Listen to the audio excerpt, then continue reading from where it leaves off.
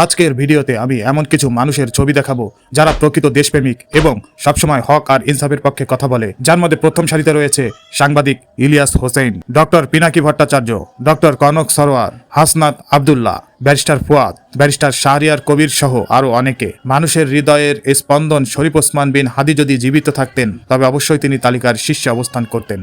এখনো অবধি এই মানুষগুলোকে যারা ফলো করেছেন তারা সঠিক পথে আছেন। ইনসাফের পক্ষে তাদের অবস্থান দৃঢ় হওয়ায় কোটি কোটি মানুষের হৃদয়ে জায়গা করে নিয়েছেন তারা। তবে দুষ্কৃতিকারী, সন্ত্রাসী, চাঁদাবাজ, ভণ্ড, বদমাইশ, বাটপাররা ও দালালরা শুধুমাত্র তাদের বিরোধিতা করে, কারণ তারা এগুলোর বিরুদ্ধে সবসময় সরব থাকে। তারা ইনসাফের পক্ষে কথা বলে, তারা ভারতের আধিপত্য বিস্তারের বিরুদ্ধে কথা বলে।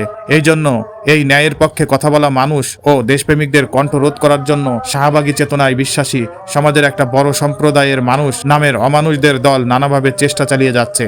আমরা বিশ্বাস করি বাংলার মানুষ অবশ্যই তাদের সঙ্গে আছে এবং ভবিষ্যতে থাকবে। ইনকিলাব জিন্দাবাদ।